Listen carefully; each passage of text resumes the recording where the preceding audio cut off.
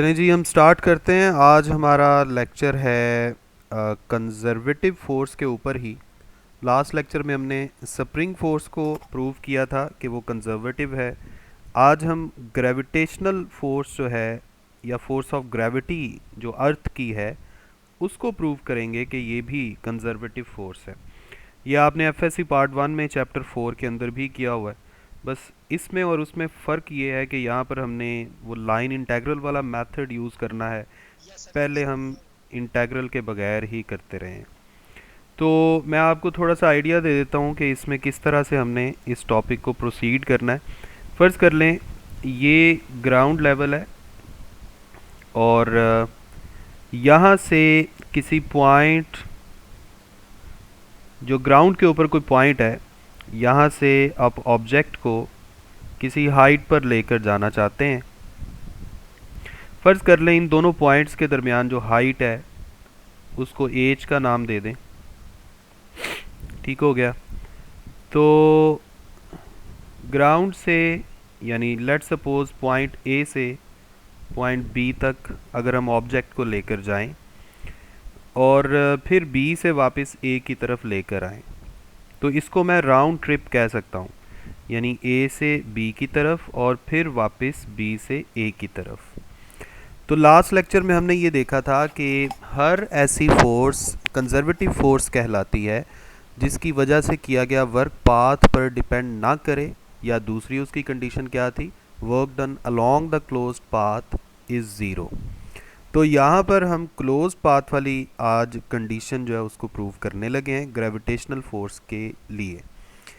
सबसे पहले हम पॉइंट ए से पॉइंट बी तक जाएंगे, फिर बी से ए की तरफ आएंगे।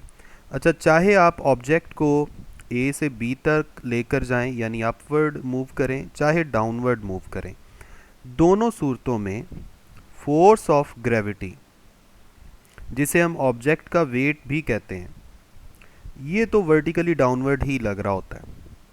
अगर मैं कोऑर्डिनेट सिस्टम को इमेजिन करूं, इसको एक्स एक्सिस कहूं, वर्टिकल को वाई एक्सिस कहूं, तो जो नेगेटिव वाई एक्सिस होगा वो वर्टिकली डाउनवर्ड होगा। अपवर्ड अगर वाई एक्सिस है तो नेगेटिव वाई एक्सिस क्या होगा, वर्टिकली डाउनवर्ड। तो अगर आप अपवर्ड डायरेक्शन को पॉजिटिव कहेंगे तो डाउनवर्ड डायरेक्शन के लिए हम यहाँ पर नेगेटिव साइन यूज़ करेंगे। यानी अगर मैं आपसे ये पूछूं कि फोर्स ऑफ ग्रेविटी जो है इस कोऑर्डिनेट सिस्टम में, उसके साथ क्या साइन आना चाहिए, तो आप बोलेंगे नेगेटिव साइन। ठीक हो गया। तो बड़ा सिंपल है ये वाला आज का जो क्वेश्चन है। अब हम ऐसा करते हैं, क्लोज्ड पाथ के थ्रू ऑब्जेक्ट को मूव करते हैं।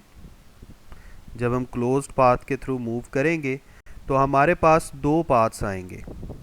एक ग्राउंड लेवल से पॉइंट बी तक, यानी ए से बी तक।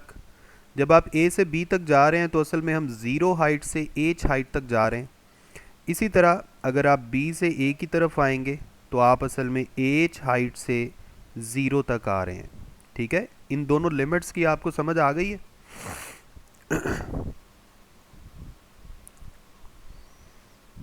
जी बच्चों, लिमिट्स की समझ आ गई सबको? ओके। अच्छा, अब हमने क्या करना है, अब हमने टोटल वर्क निकालना है, work done by gravitational force through the closed path. अब इसको आप दो हिस्सों में डिवाइड कर सकते हैं, W1 एंड W2।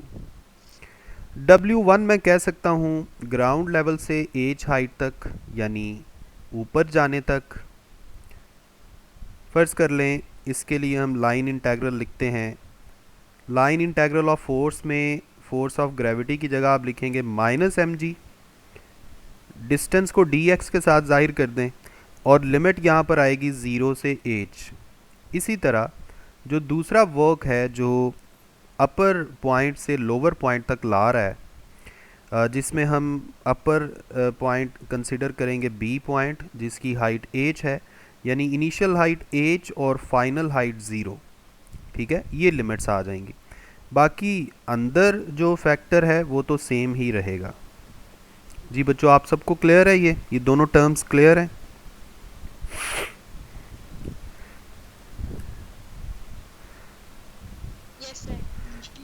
अच्छा, अब माइनस एम जी, ये तो कांस्टेंट है, ये बाहर आ जाएगा, इंटेग्रल जो है ये डी के साथ कैंसिल हो जाएगा, आपके पास आ जाएगा माइनस एम जी एक्स और लिमिट लग जाएगी 0 टू एच।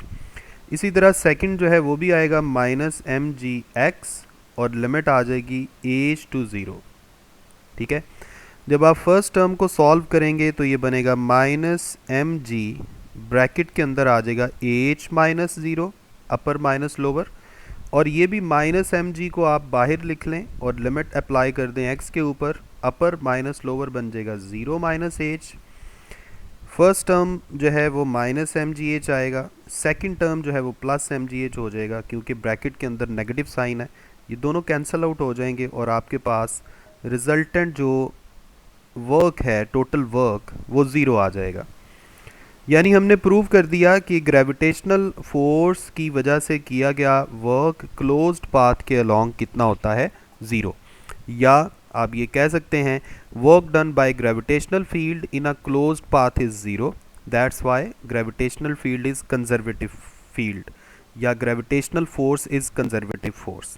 ठीक है, तो ये हमारा एक आप समझ लें शॉर्ट क्वेश्चन टाइप था।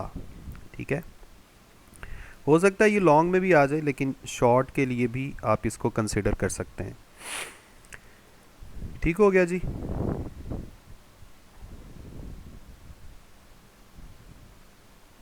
जी सर। जी तो बच्चों, ये था आज का लेक्चर। अपना ख्याल रखें, मुझे अपनी दुआ में याद रखें।